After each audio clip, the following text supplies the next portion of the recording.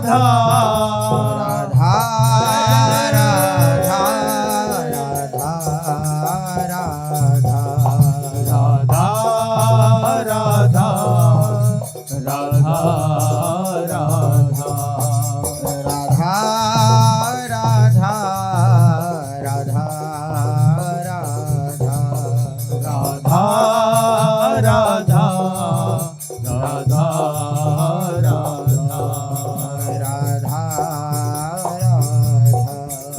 राधा राधा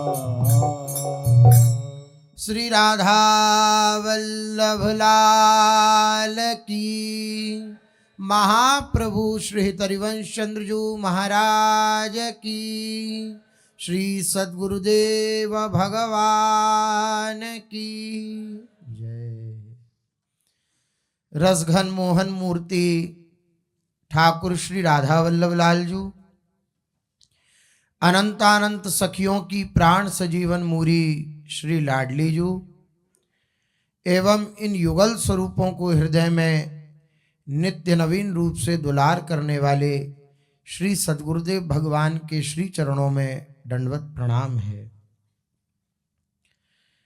जीव जब अपने जीवन से अपने को बीच में से हटा लेता है तब भगवान का कृपा प्रसाद उदित होता है। भगवान की कृपा से संतों का समागम प्राप्त हुआ। संतों के समागम से ये बात समझ में आ जाए कि मैं कुछ करने वाला नहीं हूं। करने वाला तो समष्टि संसार में कोई नहीं है। आप विचार करिए, चाहते कुछ हैं और होता कुछ और है। तो कहने का तात्पर्य यही है कि करने वाला कोई और है। संसार को, साधारण मनुष्य को प्रकृति चला रही है और भक्त को भगवान चलाते हैं। जो अपना समर्पण, अपने अहंकार का समर्पण प्रभु के चरणों में कर देते हैं उनको भगवान चलाते हैं। इसलिए भक्त का जो अगला लक्षण भगवान बतला रहे हैं, भगवान कह रहे हैं मेरा भक्त सर्वारंभ परित्यागी होता है। वह कोई भी कृत्य आरंभ नहीं करता, अपनी तरफ से आरंभ नहीं करता।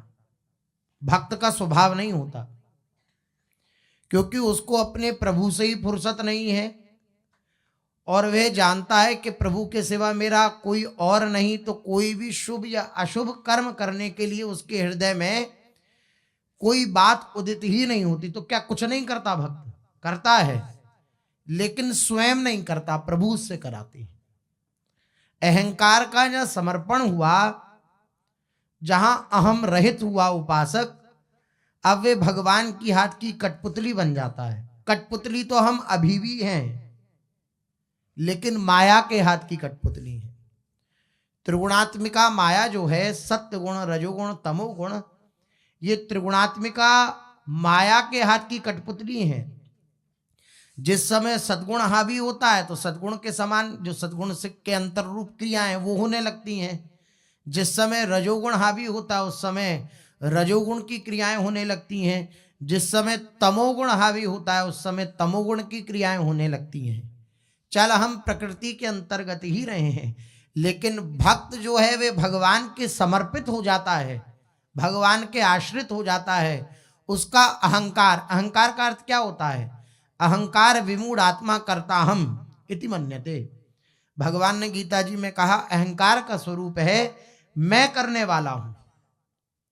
ये मैं करने वाला जो भाव है ये भक्त का मिट जाता है। तो क्या साधन अवस्था में भी मिट जाता है? साधन अवस्था में मिटता नहीं है, वे अभ्यास करता है। कैसे? आज श्री जी की इच्छा से ये हुआ, आज श्री जी की इच्छा से इतना नाम जप किया, आज श्री जी की इच्छा से वृंदावन की परिक्रमा हुई, आज श्री जी की इच्छा से, गुरु जी की इच्छा से, उनकी कृपा से ये हुआ। अब हर कृत्य में, हर कर्म में उसके मुख से क्या निकल रहा है? श्री जी की कृपा, श्री जी की इच्छा। अब क्या हुआ? अपनी इच्छा का शमन होना प्रारंभ हो गया। हो सकता है कि ये बोलते हुए भी वे अपनी इच्छा को पुष्ट कर रहा हो, लेकिन नासतो विद्यते भावे ना भावो विद्यते सतः। असत की सत्ता नहीं है और सत्य का अभाव नहीं है। ये जो अपने को आरोपित करके मैं जो कृत्य करता है वे असत्य है, लेकिन प्रभु की कृपा को बीच में ला दिया, उनकी इच्छा को बीच में ला दिया। तो चूंकि प्रभु की इच्छा सत्स्वरूप है, जब प्रभु सत्स्वरूप है तो प्रभु की प्रत्येक क्रिया आदि जो कुछ भी है वे सब सत्स्वरूप है। जब हमने प्रभु की इच्छा माना तो वह हमारी इच्छा पर हावी हो जाएगा। हम मुख से कहते रहें तो अंतःकरण में प्रवेश कर जाएगी कि बात कि हम हृदय से मानने लगेंगे कि श्री जी की इच्छा से सब हो रहा है। अभी हृदय से नहीं मानते, अहंकार की चाल भी चलती रहती है और हम मुख से कहते भी रहते हैं, क्योंकि भगवत मार्ग के पथिक हैं तो ये पद्धति है कि भगवान की इच्छा से सब कुछ होता है, भगवान की कृपा से सब कुछ होता है। ये बात हृदय में धारण करनी है तो मुख से तो कहते हैं, लेकिन हृदय में यही रखते हैं कि मैंने किया, मैंने ये किया। इसलिए महापुरुषों के जीवन में देखेंगे तो उनकी प्रत्येक क्रिया भगवत अर्पित होती है, भगवत समर्पित होती है। इसलिए ऐसे भक्तों से पूछा जाए आपने सुबह से कुछ भजन किया क्या, तो वो उत्तर नहीं दे पाएंगे इस बात का, क्योंकि वो करने वाले ही नहीं है। आपने कुछ भजन किया सुबह से, तो कोई उत्तर नहीं है, क्योंकि जो कुछ भी किया वो उन्होंने नहीं किया, प्रभु ने कराया, वो प्रभु को समर्पित हो गया। अब जो कुछ भी हमने दिन भर मेहनत करके कमाया, हम उसे किसी को अर्पित कर दें तो अर्पित करने के बाद उस अर्पण की हुई वस्तु का चिंतन भी ना हो तब सच्चा समर्पण है। अर्पित कर देने के बाद उस अर्पित की हुई वस्तु का चिंतन भी ना हो तब सच्चा समर्पण है। तो जो सच्चा अर्पण करता है वे कहता है कि नहीं कुछ नहीं, हमारे पास तो कुछ नहीं, सुबह से अगर मेहनत करी तो कुछ भी नहीं है, क्योंकि वे अर्पण कर दिया। इसी प्रकार भक्त होता है, उसके जीवन में जो कुछ भी हो रहा है, भजन पाठ पूजा, वो कृष्णार्पण मस्तु, राधा वल्लभ अर्पण मस्तु, उनकी प्रसन्नता के लिए हो रहा है, वे सब कुछ अर्पण करता जा रहा है। इसलिए उसे किसी का भरोसा नहीं है। किसका भरोसा है? केवल प्रभु का भरोसा है, क्योंकि जो उसने किया वो तो प्रभु के पास चला गया। अब जो उसने किया उसके भरोसे पर वे ये नहीं कहेगा कि इसके भरोसे पर मुझे प्रभु की प्राप्ति होगी। वो जिनके प्रति अर्पित है, समर्पित है, उनकी तरफ दृष्टि करके कहेगा कि इनकी कृपा से होगा जो कुछ होगा। अपना कोई भी आरंभ उसके जीवन में नहीं रह जाता। भक्त के जीवन में आरंभ कहीं भी होता है तो दो कारणों से होता है। भोग और संग्रह के उद्देश्य से आरंभ होता है। हमें किसी वस्तु को भोगना है तो उस भोग वस्तु को प्राप्त करने की इच्छा होगी और उस इच्छा की पूर्ति के लिए कार्य करना पड़ेगा, तो आरंभ होगा। और संग्रह करने की इच्छा, इकट्ठा हो जाए, संग्रह करने की इच्छा जिसके अंदर होगी उसको भी आरंभ करना पड़ेगा। अगर मुझे संग्रह करना है, इतना बैंक बैलेंस ये सब कुछ करना है, तो फिर आरंभ करना पड़ेगा किसी ना किसी क्रिया को। लेकिन भक्त की ऐसी इच्छा नहीं होती। वे भगवत अर्पित होता है, भगवत समर्पित होता है, उसकी स्वयं की कोई इच्छा नहीं होती है। वे भगवत इच्छा में अपनी इच्छा को मिला देता है।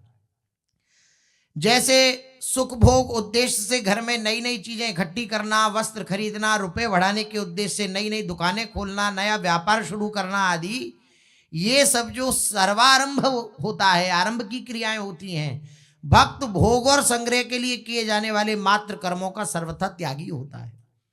तो क्या उसके जीवन में ऐसी कोई भी घटना नहीं देखी जाती?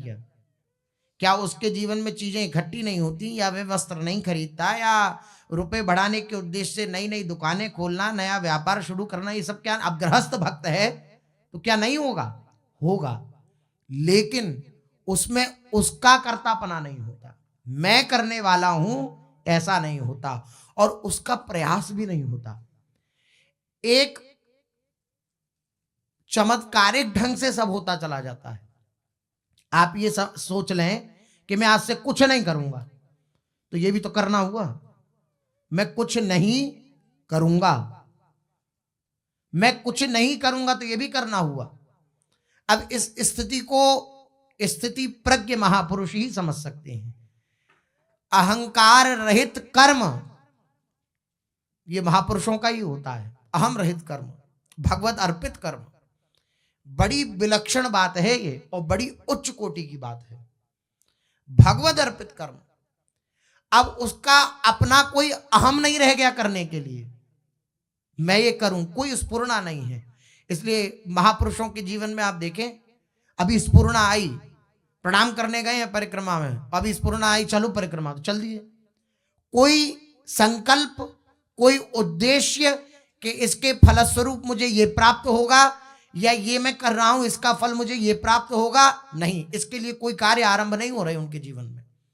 एक स्वाभाविक भगवत इच्छा से कार्य उनके जीवन में चल रहे हैं, और मान लो वह कार्य पूर्ण नहीं हुआ तो उसका उन्हें शोक नहीं है। क्यों? क्योंकि वो आरंभ करने ही वाले नहीं है, तो शोक किस बात का हो?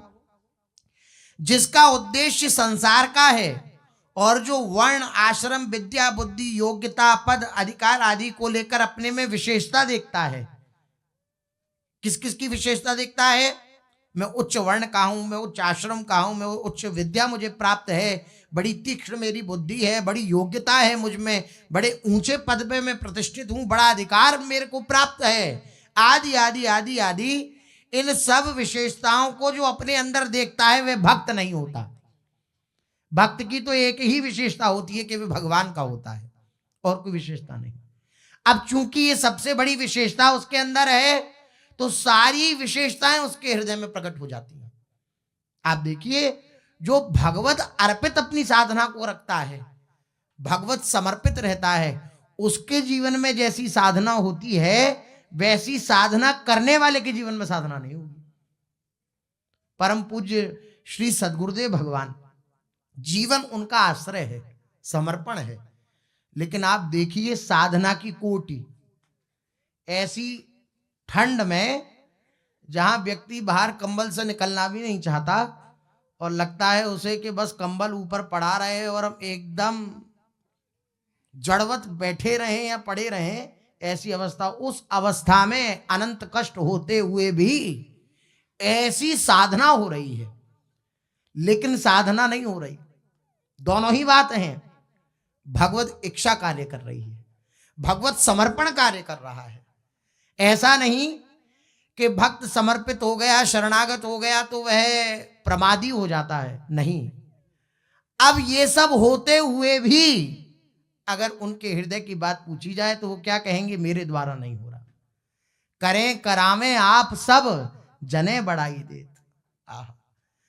करने वाले और कराने वाले दोनों कौन है? प्रभु हैं। अब भक्त के अंदर मैं पना नहीं रह गया, अब भक्त भगवत स्वरूप हो गए, भगवान का ही स्वरूप हो गया। अब भगवान ही क्रीड़ा कर रहे हैं। बस हम जो भी कृत्य कर रहे हैं, जो भी भजन पाठ पूजा हो रहा है, जो भी सेवा हो रहा है, उसमें हम ये मानते चलें कि मैं करने वाला नहीं। महापुरुषों के जीवन में ये देखा गया। अब मैं करने वाला नहीं तो नित्य नवीन उत्साह उनके जीवन में, भजन का नित्य नवीन उत्साह। अभी जितना किया वे सब अर्पित हो गया, अब फिर नया उत्साह और करने का, वो किया वो अर्पित हो गया, अब बिल्कुल खाली हो गए ना, इधर से अर्पित हुआ सब खाली हो गया, अब फिर उत्साह, फिर उत्साह। ऐसे उत्साह भक्त का बढ़ता चला जाता है और भगवान के चिंतन में तन्मय होता चला जाता है। लेकिन यह अर्पण करना बड़ा कठिन है। आप 4 घंटा सुबह से भजन करिए एकांत और भगवत अर्पित कर दीजिए, फिर स्मरण नहीं होना चाहिए कि हमने सुबह से 4 घंटा भजन किया। चलिए आप एकांत में स्मरण ना भी करें, भगवत कृपा पात्र होंगे तो, लेकिन अगर किसी ने कह दिया गलती से सुबह से पड़ा है, कुछ भजन करता नहीं, तो फिर ये स्मृति में नहीं होगा कि हाँ सच में मैंने कुछ नहीं किया, क्योंकि जो कुछ किया वो भगवत अर्पित कर दिया, ये जो कुछ हुआ वो भगवान की इच्छा से हुआ। वो कहेगा नहीं नहीं ऐसी बात नहीं है, 4 घंटा इतने बजे से इतने बजे तक मैंने भजन किया है, तब मैं आपके सामने ऐसे आया हूं। वो अहंकार जो है वो बार बार ये प्रस्तुत करता है कि मैंने कुछ किया। अहंकार का सीधा सा अर्थ है अहंकार की सीधी सी चाल है, अहंकार अगर हृदय में होगा तो वो दूसरे को प्रभावित करना चाहेगा। अहंकार का सीधा सा अगर एक सेंटेंस में कहा जाए कि अहंकार क्या है, तो अहंकार का अर्थ है वो दूसरों को प्रभावित करना चाहता है भजन से, और जो क्रियाएं न भी करता हो उसको धारण करने से, कि सामने वाले समझे कि मैं कुछ हूं। या आप अपने जीवन में अंतर्मुख होंगे तो आप अंतर्दृष्टि से देखते रहें कि ये जो मैं क्रिया कर रहा हूं, जो भी प्रतिक्रिया कर रहा हूं, या जो भी कुछ मैं कर रहा हूं, ये मैं दूसरों को प्रभावित करने के लिए कर रहा हूं या स्वांत सुखाय तुलसी रघुनाथ गाथा। भक्त का जीवन प्रभावित करने के लिए नहीं होता। भक्त के जीवन से लोग प्रभावित होते हैं, लेकिन भक्त का उद्देश्य प्रभावित करना नहीं होता। भक्त का जीवन ऐसा होता है कि वह दूसरों को प्रभावित करता है, लेकिन भक्त का यह उद्देश्य नहीं होता कि मैं किसी को प्रभावित करूं। नहीं, किसी को प्रभावित करने का उद्देश्य भक्त के अंदर नहीं होता। जहां दूसरे को प्रभावित करने की बात है वहां अहंकार है। हम ऐसे बैठ जाएं, ऐसे उठ जाएं, ऐसे खा लें, ऐसे चल लें कि चार लोग कहें बहुत बड़े भक्त हैं। इसलिए सामने वाले को दिखाने के लिए हम अगर कोई क्रिया कर रहे हैं, सेवा कर रहे हैं, भजन कर रहे हैं, तो वह बात नहीं बनी। भक्त का प्रभाव करने का बात नहीं होता है।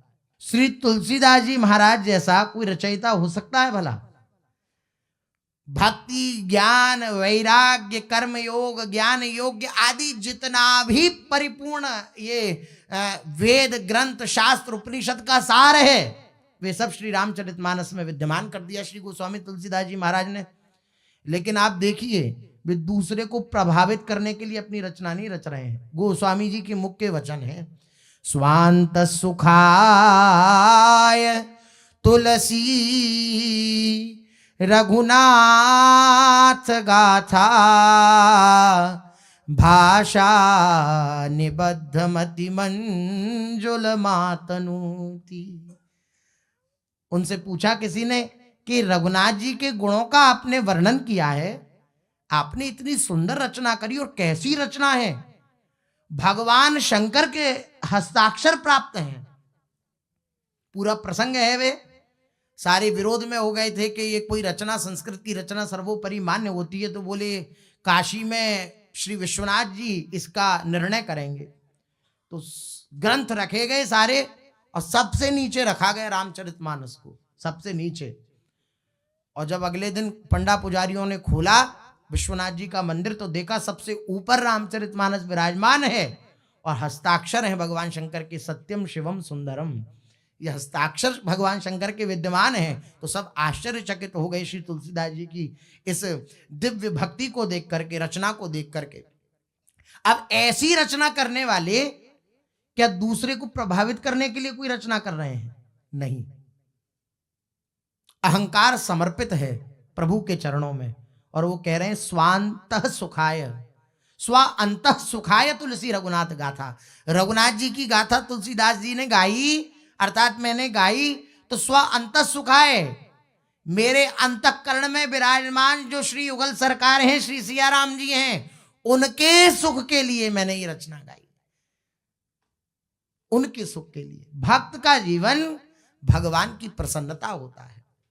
भक्त के जीवन में जो कुछ होता है वो भगवान की प्रीति के लिए होता है, और भगवत प्रीत्यर्थ कर्म उसी के द्वारा होता है जो अपने अहंकार का समर्पण प्रभु के चरणों में कर देता है। मेरा मुझ में कुछ नहीं, जो कुछ है सो तोर, तेरा तुझको सौंपते क्या लागत है मोर। आपका ही आपको समर्पण करने में मेरी क्या हानि हो जाएगी, क्या नुकसान हो जाएगा? मेरा कुछ नहीं लगता। आपकी वस्तु तो दीयम वस्तु गोविंदम तुभ्यमेव समर्पये। वो जानता है कि ये प्रभु के दिए हुए गुण हैं, ये प्रभु की दी हुई स्मृति है। अब आप स्मृति करने वाले हो तो आप विचार करिए, कौन नहीं चाहता कि हमारी अखंड स्मृति हो? लेकिन कभी कभी तो घंटों स्मृति बनी रहती है, और कभी कभी घंटों स्मृति नहीं भी बनी रहती। कौन कराने वाला है? प्रभु की कृपा कराने वाली है। जो कृपा का स्मरण करता रहता है वे भगवत प्राप्ति कर लेता है। कल एकांतिक जिन्होंने सुनी हो, पूज्य सतगुरुदेव भगवान ने कहा, कृपा ही भगवत प्राप्ति है, कृपा ही भगवत प्राप्ति है। कृपा का जो स्मरण करता रहता है वे भगवत प्राप्त है। और कृपा का स्मरण कब होगा? जो हमारे पास है, जब उसके प्रति हम महत्व बुद्धि रखेंगे। हमें नाम मिला, हमें धाम मिला, हमें गुरुदेव मिले, हमें प्रियालाल की दिव्य सेवा प्राप्त हुई, हमें ऐसा सुअवसर प्राप्त हुआ, हमें संतों के बीच में रहने का सुअवसर प्राप्त हुआ, हमें किसी भी कार्य की कोई चिंता नहीं रही, केवल आनंद में श्री प्रियालाल के गुण गाना, उनके आश्रित पड़े रहना, उनकी जूठन को पाना और उनके आश्रित रहकर उनके गुणों का गान करना, ये हमें प्राप्त हो। जब इसके प्रति महत्व बुद्धि होगी तब कृपा का अनुभव होगा, और कृपा का जब अनुभव होगा तो कृपा के अनुभव से और कृपा की प्राप्ति होती है, और कृपा का अनुभव ही भगवत प्राप्ति है। श्री सद्गुरुदेव भगवान ने कल कहा, कृपा का अनुभव ही भगवत प्राप्ति है। जिसको कृपा का अनुभव हो रहा, अब कृपा का अनुभव कब होगा? जब भगवत अर्पित होगा उपासक। इसलिए भक्त के जीवन में कोई भी आरंभ नहीं होता, वो भगवत स्फुरणा से चलता है। अगर उसके चित्त में ये आया कि मैं आज 4 घंटा बैठ करके भजन करूंगा, तो वह ये नहीं मानेगा कि आज मेरे मन में ऐसा आया, नहीं, श्री जी की इच्छा से आज ये बात आई, श्री जी की करुणा से कि ऐसा कर लिया जाए, तो वो ऐसा करने लगेगा। अब किसी कारणवश उसमें बाधा उत्पन्न हो जाए तो उसे क्षोभ नहीं होगा, क्योंकि वो पहले भी कृपा में था और अब भी कृपा में है। अब मान लो आपने विचार किया 4 घंटे भजन करो, कोई सेवा आ गई, किसी ने कह दिया कि चलो अब अमुक सेवा को करो, तो मन विक्षिप्त को प्राप्त कर, मैंने आज सोचा था कि ये करूंगा, नहीं, वो उसमें क्षुभित नहीं होगा, वो जानेगा कि ये भी श्री जी की इच्छा है। जब वे भी श्री जी की इच्छा है तो ये भी श्री जी की इच्छा है। वो तब भी कृपा में था और अब भी कृपा में है, तब भी कृपा में था और अब भी कृपा में है। हाँ, अब जहां हमारी मान्यता स्थापित हो जाती है कि ये ही भजन है, वहां हमें विक्षेप होने लगता है। जहां हमारी मान्यता जितनी होती है कि ये जो क्रियाएं हैं ये भजन है, उसके विपरीत क्रियाएं वो भजन नहीं है, तो फिर विक्षेप होने लगता है। प्रत्येक क्रिया को, अरे बार बार वही बात आती है, क्योंकि इससे ऊंचा उदाहरण कोई है ही नहीं। श्री अर्जुन जी से भगवान कह रहे हैं कि युद्ध को भजन बना ले, युद्ध को भजन बना ले। कैसी आश्चर्य की बात है। लेकिन भगवान कह रहे हैं माम अनुस्मर युद्ध च, तू युद्ध भी कर रहा है तो मेरा स्मरण करता हुआ कर। जब युद्ध जैसी क्रिया भजन हो सकती है, तो फिर तो भागवतिक क्रिया ही है सब धाम में, वो भजन क्यों नहीं हो सकती? प्रत्येक क्रिया भजन हो सकती है। लेकिन भक्त के जीवन में ये भाव तभी आता है जब वे अपने अहंकार को, अपने अस्तित्व को प्रभु के चरणों में समर्पित कर देता है। वे जानता है कि प्रभु की इच्छा से ही मेरे जीवन में जो कुछ हो रहा है वह हो रहा है। वर्ण, आश्रम, विद्या, बुद्धि, योग्यता, पद, अधिकार आदि को लेकर अपने में विशेषता देखता है, वे भक्त नहीं है। भक्त भगवन्निष्ठ होता है, भगवन्निष्ठ होता है भक्त। अतः उसके कहलाने वाले शरीर, इंद्रियां, मन, बुद्धि, क्रिया, फल आदि सब भगवान के अर्पित होते हैं। वास्तव में इन शरीर आदि के मालिक भगवान ही है। प्रकृति और प्रकृति का कार्य मात्र भगवान का है। अतः भक्त एक भगवान के सिवाय किसी को भी अपना नहीं मानता। ये सबसे बड़ी बात है। वे अपने को भी अपना नहीं मानता, भगवान को अपना मानता है। जब तो ऊपर कहा शरीर, इंद्रियां, क्रियाएं, किसी के प्रति उसका अपनापन नहीं होता, वो केवल भगवान को ही अपना मानता है। वे अपने लिए कुछ भी नहीं करता। अपने लिए कुछ ना करना मतलब क्या वे खाएगा नहीं, क्या वे सोएगा नहीं, क्या वे कहीं टहलेगा नहीं, क्या कहीं वे घूमेगा नहीं, ऐसा नहीं है। वे अपने लिए कुछ ना करने का अर्थ है वे भगवत प्रीत्यर्थ कर्म करता है, भगवान की प्रसन्नता के लिए कर्म करता है। उसके द्वारा होने वाले मात्र कर्म भगवान की प्रसन्नता के लिए होते। बोले कैसे होंगे, ये तो बहुत कठिन है। नहीं, कठिन नहीं है। जहां ये भाव आ रहा है मैं करने वाला हूं, वहां ये भाव स्थापित करना है, नहीं मैं करने वाला नहीं, भगवान करने वाले। बस हृदय की वृत्ति का परिवर्तन, ये जो वृत्ति उठती है मैं करने वाला। आज मैंने देखो इतनी सेवा कर दी, लोग 2-4 देख करके तो कहें वाह क्या तुमने सफाई करी है, वाह क्या बात है, तुमने क्या सुंदर ये रचना बनाई है, वाह क्या बात है तुमने, ये जो भावना है उसके अंदर ये क्षीण हो जाती है। वरना सेवा करने के बाद भी जो सेवा की जाती है तो हृदय में ये रहता है कि कोई देख रहा था कि नहीं देख रहा था। कोई देख रहा हो तो एक बार कह दे कि हाँ बहुत सुंदर, तुमने बहुत अच्छा ये कार्य किया। ये क्या हुआ? ये कर्तापन का भाव हुआ। मैं करने वाला था इसलिए मैं चाहता हूं कि मुझे वाहवाही मिले। वाह भाई वाह, आज क्या कहने, बहुत सुंदर आपने ये कार्य किया। ये हृदय में इच्छा और बहुत सूक्ष्म रूप से रहती है। मैं आपके चरणों में सच में निवेदन कर रहा हूं, ये इतनी सूक्ष्म रूप से रहती है कि बार बार इसको काटो ना कि नहीं नहीं, किसी से वाहवाही क्यों चाहते हो? तुम करने वाले ही नहीं हो, प्रभु करा रहे हैं जो करा रहे हैं। इसी बात को तो कहते हो, इस बात को आचरण में लाओ। तब भी अहंकार कहता है नहीं नहीं, एक जना तो ये कह दे कि नहीं आज बहुत अच्छा था। अरे कैसी विलक्षण बात! भगवान की प्रसन्नता के लिए हो रहा है और जीव के प्रति दृष्टि लगाकर, मनुष्यों के प्रति दृष्टि लगाकर हम उसकी वाहवाही हासिल करना चाह रहे हैं, उसकी वाहवाही प्राप्त करना चाह रहे हैं। यही भगवान की विचित्र माया है। तब जाकर के हंसी आती है और कभी रोष आता है और कभी मन खिन्न भी हो जाता है कि कैसी स्थिति है। आप विचार करिए, कभी कोई वस्तु राग युक्त कर दे रही है, कभी कोई वस्तु शोकग्रस्त कर दे रही है, कभी कोई वस्तु सुख पहुंचा रही है, कभी कोई वस्तु दुख पहुंचा रही है, कभी कोई क्रिया क्लेशित कर रही है, कभी कोई क्रिया आनंद। कैसी द्वंद्वमय स्थिति है।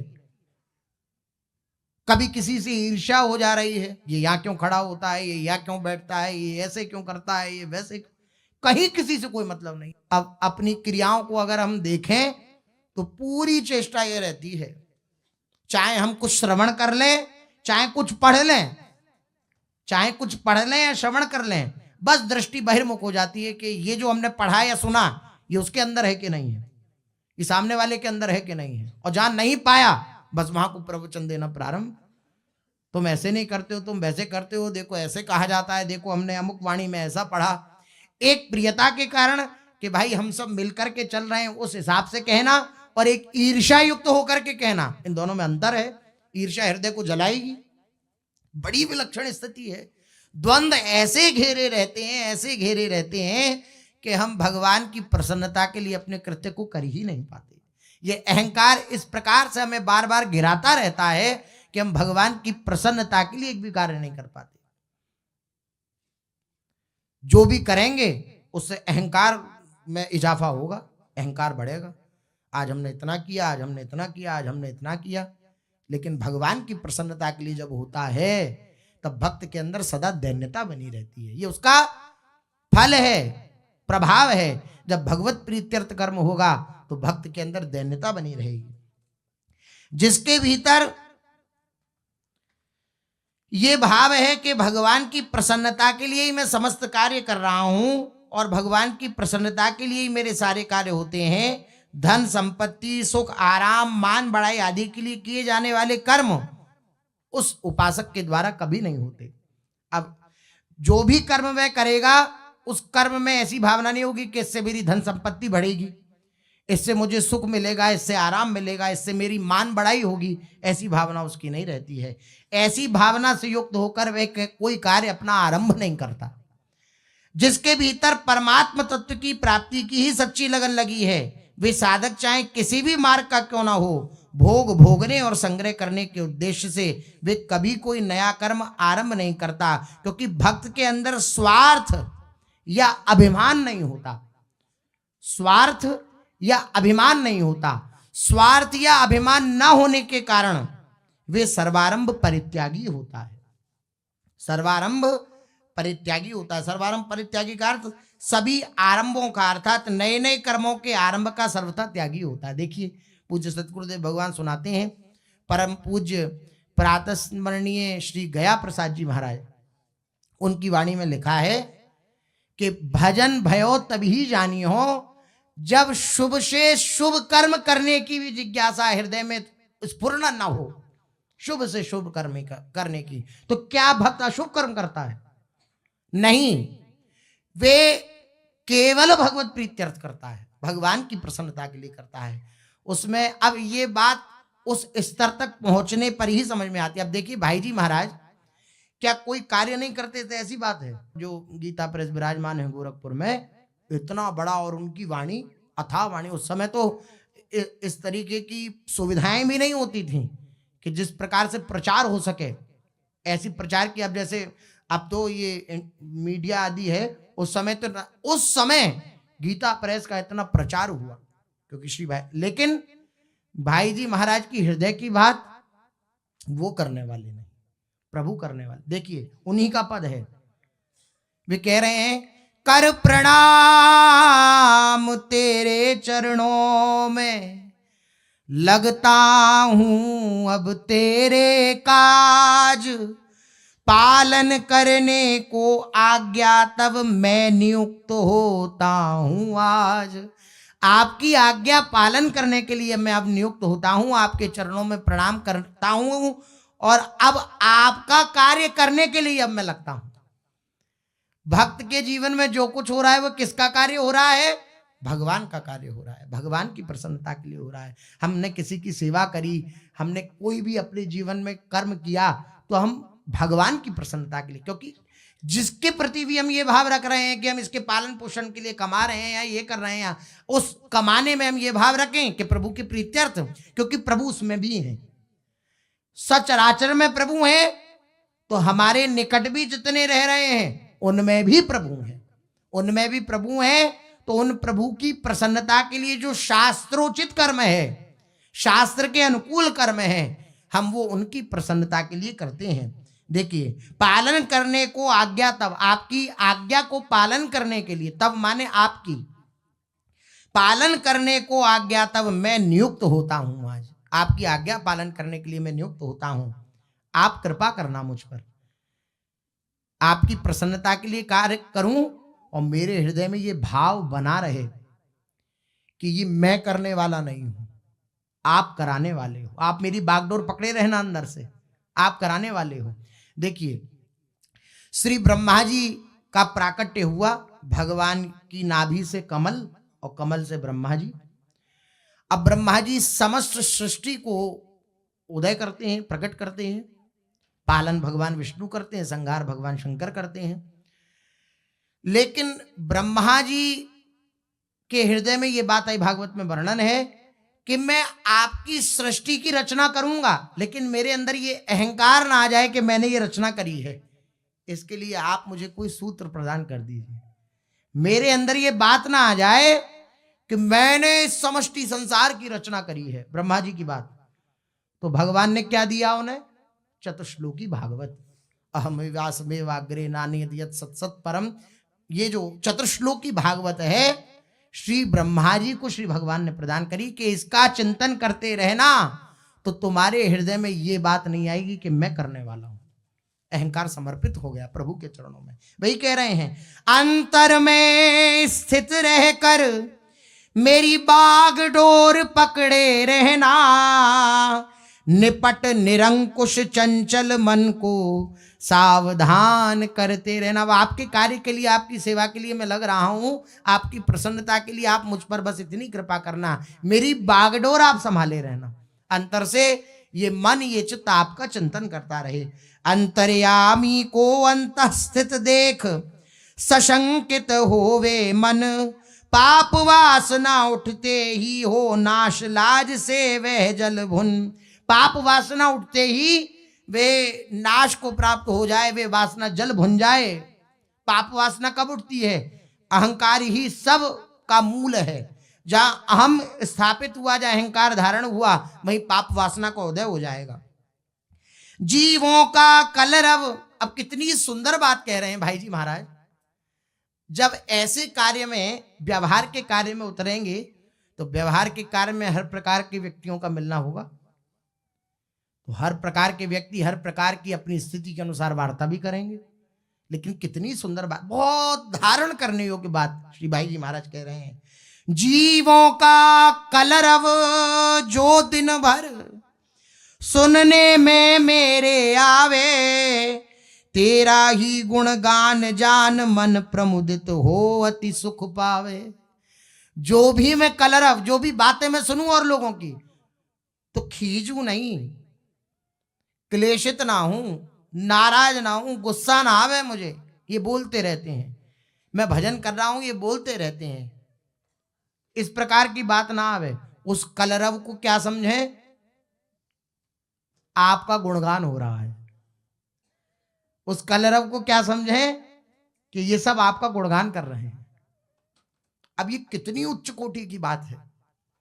ये भगवान की कृपा से निश्चित रूप से हृदय में आ सकती है। जीवों का कलरव जो दिन भर सुनने में मेरे आवे, मैं जो कुछ भी सुनूं, तेरा ही गुणगान जान मन प्रमुदित हो अति सुख पावे। मैं ये जानूं कि आपका ही गुणगान हो रहा है, और इस बात को जानकर मैं अत्यंत आनंदित रहूं, प्रमुदित रहूं, उत्साहित रहूं। तू ही है। अब ये आप कैसे जानोगे, कैसे इस मान्यता को स्थापित करोगे? तो भाई जी कह रहे हैं अगली बात, क्योंकि मैं जानता हूं तू ही है सर्वत्र व्याप्त हरि, तुझ में ये सारा संसार, इसी भावना से अंतर भर मिलूं सभी से तुझे निहार। प्रतिपल निज इंद्रिय समूह से जो कुछ भी आचार करूं, केवल तुझे रिझाने को बस तेरा ही व्यवहार करूं। कितनी उच्च कोटि की बात। आपको रिझाने के लिए ही आपका ही व्यवहार करूं, क्योंकि आपके सिवाय संसार में कोई नहीं है। आपकी प्रसन्नता के लिए मैं आपका ही व्यवहार करूं।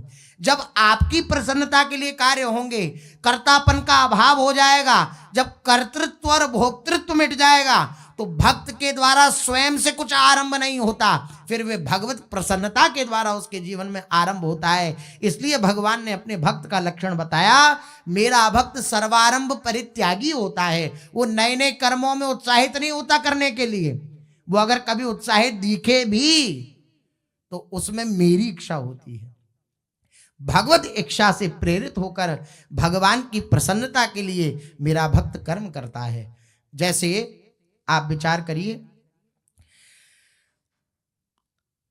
जैसे श्री जयदयाल गोविंद जी महाराज ने लिखा कि मदर्थ या भगवत कर्म तो आरंभ से ही भगवान के लिए ही किया जाता है। किसी देवता के उद्देश्य से प्रसाद बनाना हो आपको, कि आज अमुक देवता की जैसे घरों में होती है, तो उसके उद्देश्य से आपको कोई प्रसाद बनाना हो, या ब्राह्मण भोजन के लिए संत भोजन की सामग्रियों का संग्रह करना हो, जैसे आरंभ से एक निश्चित उद्देश्य लेकर होता है। सुबह से ही ये उद्देश्य होता है कि आज ये जो हम भोजन बना रहे हैं, या आज ये जो हम प्रसाद बना रहे हैं, या अमुक देवता के लिए है, या भगवान के लिए है, या अमुक संत की सेवा हमें करनी है उनके लिए है। जैसे इस प्रकार का उद्देश्य आरंभ से ही होता है, उस क्रिया के आरंभ से ही, उसी प्रकार भगवद अर्थ कर्म करने वाले साधक के प्रत्येक कर्म का आरंभ श्री भगवान के उद्देश्य से ही हुआ करता है। भगवान की प्रसन्नता के लिए हुआ करता। ऐसा नहीं कि बीच में ये सोचे कि भगवान की प्रसन्नता के लिए, ये इतना भगवान की प्रसन्नता के लिए नहीं है। जैसे कहीं संत सेवा हो रही हो तो पहले ही कर्म से वो संत सेवार्थी तो कर्म हो रहा है, संत सेवा के लिए तो कर्म हो रहा है। इसी प्रकार जो भगवद अर्पित जीवन होता है उसका प्रत्येक कर्म भगवान की प्रसन्नता के लिए होता है, इसलिए वो सर्वारंभ परित्यागी होता है। ऐसा भक्त का लक्षण दिव्य भगवान ने बताया। और फिर भगवान ने कहा, यो मद भक्तः स मे प्रियः, वह मेरा भक्त मुझे अत्यंत प्रिय है। कौन कौन? जो पीछे विगत दिनों से चर्चा चल रही है, अनपेक्षः, शुचिर, दक्षः, उदासीनो गतव्यतः, सर्वारंभ परित्यागी, यो मद भक्तः स मे प्रियः। इस श्लोक में भगवान ने इन 6 लक्षणों का वर्णन किया। अब जो अगला श्लोक है उसमें भगवान चौथा प्रकरण 5 लक्षणों से युक्त एक श्लोक का वर्णन कर रहे हैं। सुशेष चर्चा आगे चलते हैं। श्री महाप्रभु श्री चैतन्य देव जी का चरित्र अपने लोग कथन श्रवण कर रहे हैं, जिसमें श्री महाप्रभु जी ने तीर्थराम पर कृपा करी, उन दोनों स्त्रियों पर कृपा करी, और तीर्थराम को भगवत उपदेश दिया, भगवान से संबंधित उपदेश दिए। और उपदेश देने के बाद 7 दिन तक बटेश्वर में ही श्री महाप्रभु जी ठहरे। तीर्थराम को नित्य उपदेश करते और कहते कि संपूर्ण जगत को मेरा स्वरूप जानकर और संपूर्ण जगत के प्रति अगर ऐसी भावना ना हो कि मेरा स्वरूप है, भगवान का स्वरूप है, तो तृणवत जानकर, 2 पद्धतियां हैं, संपूर्ण जगत को तृणवत जानकर या संपूर्ण जगत को मेरा स्वरूप जानकर, दोनों में जो तुम्हें प्रिय लगे, भगवान के प्रति केवल विश्वास रखकर और भगवान नाम संकीर्तन निरंतर करते रहना, ये तीन बात ही सब वेद उपनिषद शास्त्रों का सार है। इसको तुम धारण करो। इस प्रकार उपदेश करते श्री तीर्थराम को, और श्री महाप्रभु जी ने 7 दिन तक वहां निवास किया। चातुर्मास से बिताकर महाप्रभु वेंकट भट्ट से विदा लेकर श्रीरंगम होते हुए ऋषभ पर्वत पर गए, क्योंकि ये लोग तो जंगल में मिले थे। वहां पर उन्होंने सुना कि स्वामी परमानंदपुरी महाराज यहां ठहरे हुए हैं, परमानंदपुरी जी महाराज। इस संवाद को सुनकर प्रभु पुरी महाराज के दर्शनों के लिए उनके निवास स्थान पर गए और वहां जाकर उनकी चरण वंदना करी। परमानंदपुरी महाराज ने महाप्रभु को प्रेम पूर्वक आलिंगन किया और 3 दिन तक दोनों साथ ही रहकर कृष्ण कथा कृष्ण कीर्तन करते रहे। 3 दिन तक पुरी महाराज ने कहा, मेरी इच्छा है कि मैं श्री पुरुषोत्तम भगवान के दर्शन करके गंगा स्नान के निमित्त नवद्वीप जाऊं। श्री परमानंदपुरी जी ने कहा, महाप्रभु जी ने कहा, आप तब तक चलें, नवद्वीप से लौटकर आप फिर पुरी ही आवेंगे। मैं भी सेतुबंद रामेश्वर के दर्शन करता हुआ शीघ्र ही पुरी आने का विचार कर रहा हूं, जगन्नाथपुरी। यदि भगवत कृपा हुई तो हम दोनों साथ ही साथ फिर नीलांचल में रहेंगे, खूब भगवत चर्चा होगी, कृष्ण कथा कीर्तन होगा। यह कहकर प्रभु तो सेतुबंद रामेश्वर की ओर चले गए और पुरी महाराज ने जगन्नाथपुरी का रास्ता पकड़ा। महाप्रभु अनेक वन पर्वतों ग्रामों में होते हुए शैल पर्वत पर पहुंचे। वहां ब्राह्मण ब्राह्मणी का वेश धारण किए हुए भगवान शंकर और माता पार्वती जी का महाप्रभु ने आतिथ्य ग्रहण किया, अर्थात भगवान शंकर और माता पार्वती ने अतिथि सत्कार किया श्री महाप्रभु जी के प्रति। वहां से कामकोष्ठीपुरी होते हुए वे दक्षिण मथुरा पहुंचे। दक्षिण मथुरा, ये मथुरा नहीं, दक्षिण में मथुरा विराजमान है। वहां पर एक ब्राह्मण ने प्रभु को निमंत्रित किया। वे ब्राह्मण प्रतिक्षण रोता रोता सीताराम सीताराम सीताराम ऐसा रटता रहता था, प्रतिक्षण रोता रहता था, सीताराम